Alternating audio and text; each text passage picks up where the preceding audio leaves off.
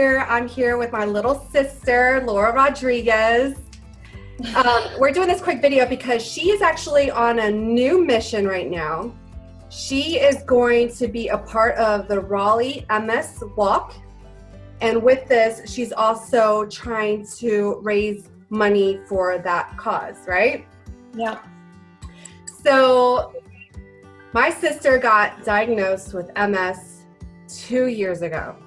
And it was crazy how long of a process it was to figure out what happened. And it was crazy what her body did to let her know, dude, you got MS. Like, tell a little bit about that.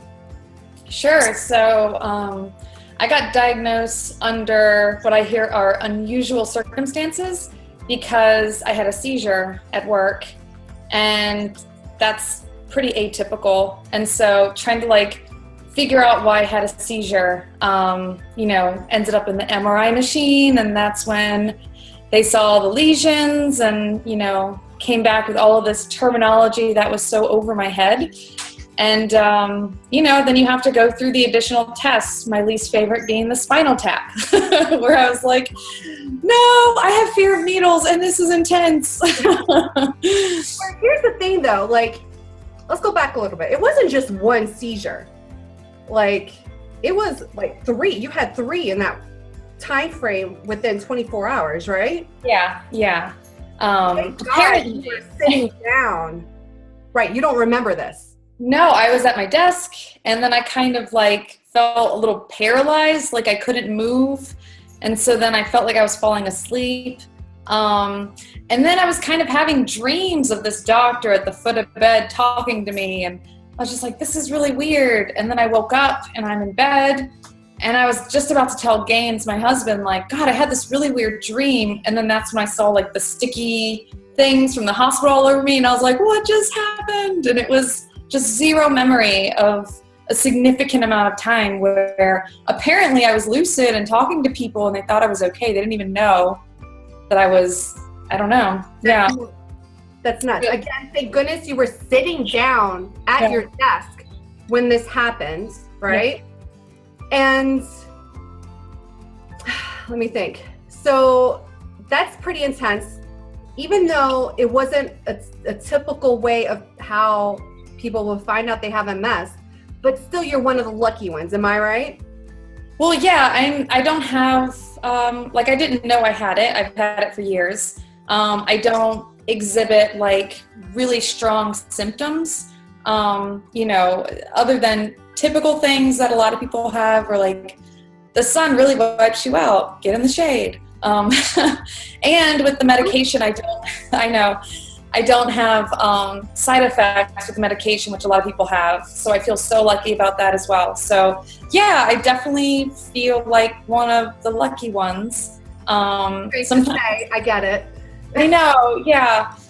So, with all of this, there's not enough information about this. So it really took a long time to say, okay, you had a seizure, you have MS. There was a long time to figure that out, and all these tests. Can you share some of the tests that you had to do? You said the MRI. It's not just a regular MRI. You were literally in there for how long? At one point I was in there for 3 hours, listening to some really bad music. Yeah, lots of MRIs to scan your brain, right? MS can affect your vision, and so they run vision tests as well. And so I kind of show that one in my page because it was, you try to find the humor in it, but I'm having to sit there with probes all over me, stare at a dot, and not move a muscle. And as soon as you think a thought, the guy's like, you moved, we got to start all over. And I'm like, I was there for an hour, trying to stare at this dot. So it had to be 1 hour. Well, it took an hour because I kept apparently moving.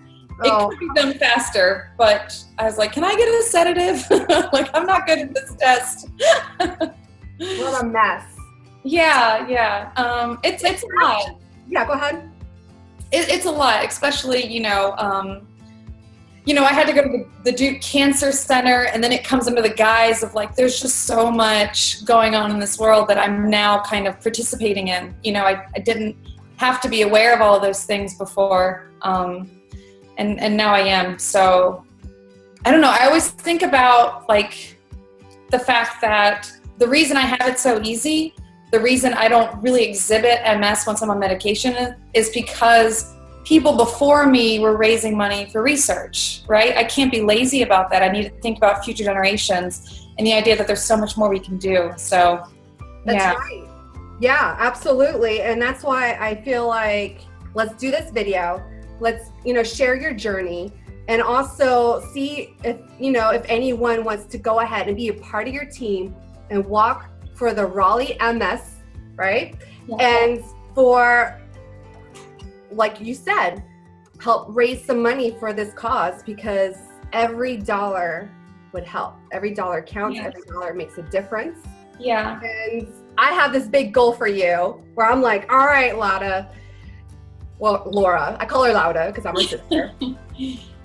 I want you to raise the most amount of money. I want you to have the biggest team walking with you. I just think this is great. Yeah.